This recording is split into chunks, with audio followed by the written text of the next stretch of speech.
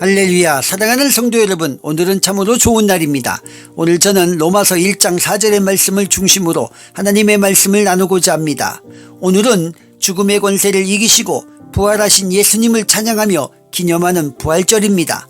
우리 예수님을 믿고 따르는 자는 영원한 천국에서 영생 복락을 누리며 살게 될 것을 믿습니다. 그러므로 우리가 이 땅에 살다가 천국 가는 그날까지 우리는 날마다 부활의 신앙과 믿음으로 열심을 다하여 살아야 할 줄로 믿습니다. 그러한 삶을 살기 위해 우리는 어떠한 자세로 살아야 할까요? 오늘 그 이야기를 짧고 굵게 나누어 보고자 합니다.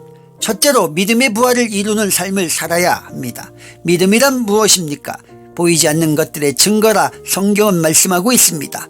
믿음은 보이지 않습니다. 보이지 않기 때문에 인간은 감히 상대방의 믿음을 평가하거나 말할 수 없는 것입니다. 그러므로 믿음이 있는지 없는지는 오직 자기 자신과 하나님만 알고 있는 것입니다. 모 구역장님께서 구역 예배를 드리지 않은 지 1년이 넘어가고 있습니다. 여쭤보았습니다. 구역장님의 말씀이 걸작입니다. 구역을 위해, 교회를 위해 일을 하려면 돈이 없이는 감당할 수가 없다는 말씀이었습니다. 그래서 자신은 돈을 벌어야 하고 그로 말미암아 하나님도 섬기고 가정의 보탬도 이룰 수 있다는 것이었습니다. 그리고는 입가에 미소를 지으며 돈을 벌 동안만 잠시 구역 예배를 쉬는 것이라는 말씀을 하시고는 바람과 함께 사라지셨습니다.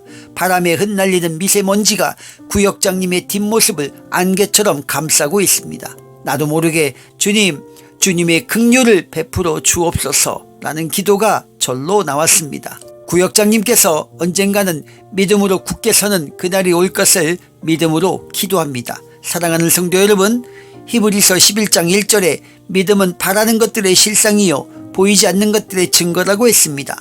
그렇기에 인간은 상대방의 믿음을 판단하거나 평가할 수는 없는 것입니다. 우리의 믿음이 하나님께 인정받는 것처럼 시간을 요하는 것도 없는 것 같습니다.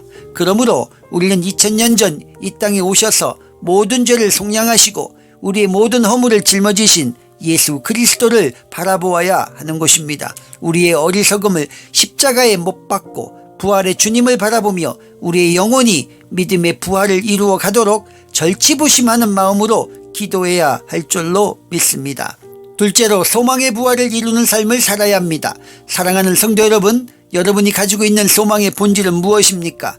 누가 뭐라 해도 우리의 소망은 이 땅에서 살다가 주님 오라 하시는 그날에 주님을 만나 주님 계신 천국으로 입성하는 것인 줄 믿습니다.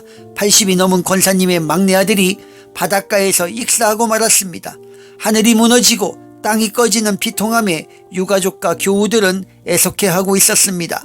권사님은 내가 죽어야지, 나를 데려가시지, 하나님이 원망스럽다며 울고만 계셨습니다.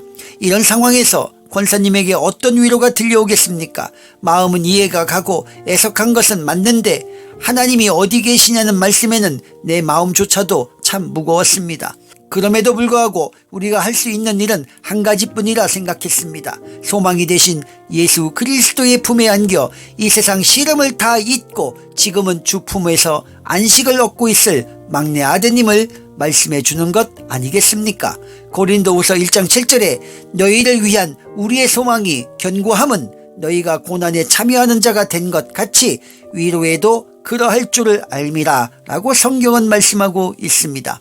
그렇습니다. 우리의 삶이 어떠한 모습 속에 있을지라도 우리의 소망은 흔들림이 없어야 합니다. 때로는 불투명하고 안일했던 우리의 소망이 견딜 수 없는 고난을 통해 새로운 부활을 하게 되는 때도 있습니다. 그러한 경험과 시간을 지나고 있다면 우리는 조용히 주님께 나아와 고백해야 합니다. 그럼에도 불구하고 주님 감사합니다. 다시금 소망의 바다로 나아가게 하시니 감사합니다. 우리의 가는 인생의 마지막 종착지인 저 천국으로 우리를 인도하여 주옵소서.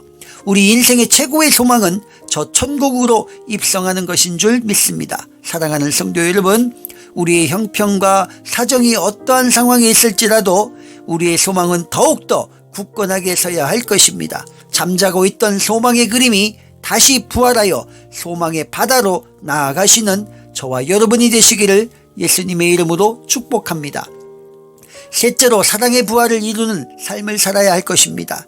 오늘날 쓸쓸하게 생을 마감하는 사람들이 많습니다. 소위 말하는 고독사입니다. 며칠 전 서울의 모 빌라에서 40대 여성이 죽은 지 한 달 만에 발견되었습니다. 그녀는 투병 중이었으며 아무도 찾아오지 않는 외로움 속에 홀로 방치되어 있었습니다. 그러고 보면 우리의 인생은 혼자 왔다가 혼자 떠난다는 진리를 깨닫게 됩니다. 연약한 자들에게 이러한 세상은 지옥이 따로 없을 것입니다. 이런 흉흉한 세상에 말씀이 육신이 되어 빛으로 오신 분이 계셨으니 그 이름은 예수 그리스도입니다. 예수님은 고아와 과부, 병든 자, 연약하고 소외된 자들의 친구로 오셨습니다. 그리고 세상 끝날까지 함께 하신다고 말씀하셨습니다. 그러므로 우리는 이제부터는 혼자가 아닙니다. 영원토록 우리와 함께 하시는 예수님이 계심으로 우리의 삶은 새로운 변화를 이루게 될 것입니다. 베드로전서 4장 8절에 무엇보다도 뜨겁게 서로 사랑할지니 사랑은 허다한 죄를 덮느니라 라고 기록하고 있습니다. 사랑하는 성도 여러분, 예수님께서 희생하심으로 사랑의 예물이 되셨습니다. 우리에게 은혜를 베풀어 주신 예수님을 기념하며 우리는 예수님처럼 살아야 하는 것입니다. 이제 다시 예수님의 십자가를 바라보며 사랑의 부활을 이루어가는 복된 부활절이 되시기를 예수님의 이름으로 축복합니다. 사랑의 주님, 감사합니다. 우리의 믿음이 부활하게 하시고 소망이 새로워지게 하심을 감사드립니다. 예수님의 사랑을 본받아 주님의 거룩한 신부로 준비되어져 가는 우리가 되게 하옵소서. 예수님의 거룩하신 이름으로 기도드립니다.